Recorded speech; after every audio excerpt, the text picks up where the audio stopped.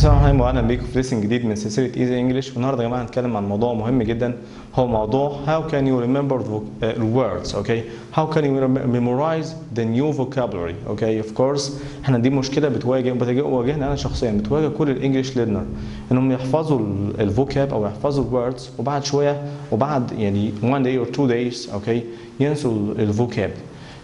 يا ترى في طريقه معينه ممكن نحفظ بيها الفوكاب وتفضل بقى معانا for a long time؟ وحضرتك لما تيجي تتكلم يا ترى الكلمه اللي انا عايز ادور عليها هي ايه؟ وحضرتك يا اما افتكرتها يا اما لا. اوكي، فيا ترى في واي ممكن نحفظ بيها الفوكاب and we can have it for a long time؟ ايوه طبعا في طريقه مهمه جدا. للاسف احنا كنا بنستخدم طريقه totally completely wrong. اوكي، طب يا ترى هي افضل طريقه نحفظ بيها new words؟ اولا الليرنرز اللي هو زينا، يعني في ناس اوديو ليرنرز بتحفظ عن طريق الاذن، فبالتالي محتاج يسمع more and more and more. في ناس فيجن ليرنرز بيحب يشوف الكلمه، لازم يشوفها اكتر من مره، فعشان كده ايه لازم يشوفها اكتر من مره. فاحنا الواي بتاعتنا بتستخدم الاثنين مع بعض. فاول بوينت، يا ترى في ستيبس معينه ممكن اعملها عشان احفظ الفوكاب for a long time؟ ايوه. ستيب نمبر 1 انك you look at the word, look, write and say، 3 مع بعض عشان نسبة التركيز بتبقى 90%، يعني بتبقى مركز معاها. أنا بكتب بستخدم كتابة، في نفس الوقت look لو أنت فيجن بتشوف، في نفس الوقت بتقول لو أنت أوديو بتسمع. فlook write say دي أول بوينت. يا ترى ده كفاية؟ لأ، في كمان ستيب تانية ودي مهمة جدا. طبعا احنا كنا بنحفظ في السكول طريقه traditional way، you know it، انت عارفها اوريدي، انك you've been used it for long time، انت بتستخدمها لوقت كبير جدا. هي ناخد كل الفوكاب ناخدها individual، يعني كلمات لوحدها. اوكي، ونحفظ في اليونت مثلا 100 ونحفظها and the second day you forget it, then you keep it, then you forget it, then you keep it, then you forget it.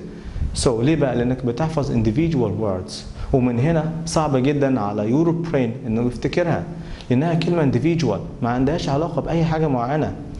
لكن do not study individual words، study phrases. يعني لازم لما نحفظ الفوكاب نحفظها في sentence، في phrase، عشان يبقى فيها connection مع image، يعني connection مع صوره، او فيها connection مع feelings، او connection مع something you can see، حاجه ممكن تشوفها.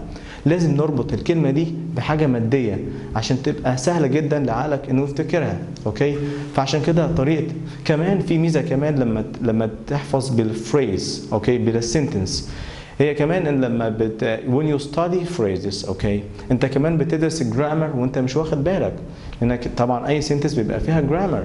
اوكي، في كمان نقطه ثانيه مهمه جدا، انه اي لغه فيها expressions، فيها تعبيرات.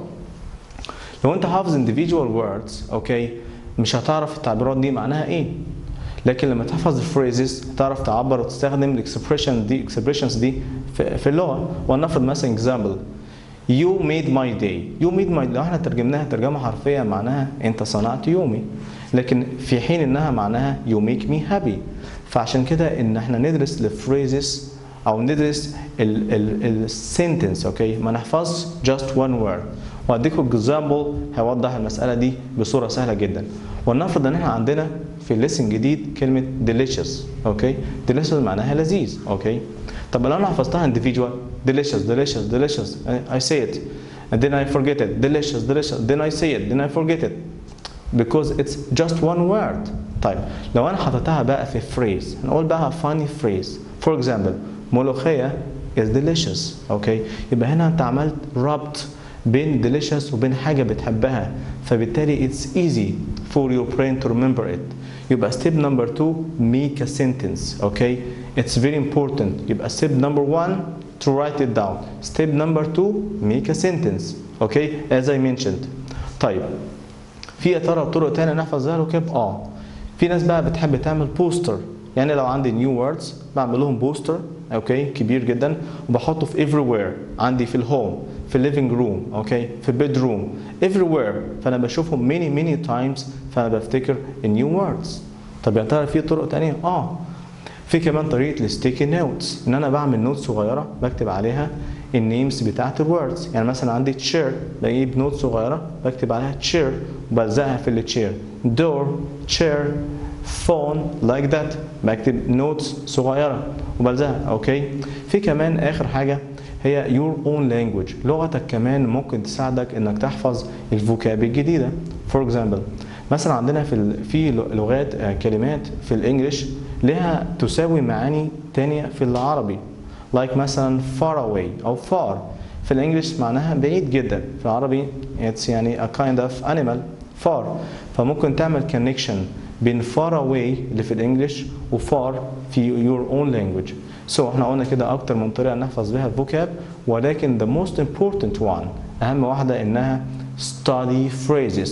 do not study individual words. لازم نحفظ الword في sentence not individual words. اوكي. لو عجبكم الفيديو من فضلك دوس سبسكرايب. شكرا. السلام عليكم.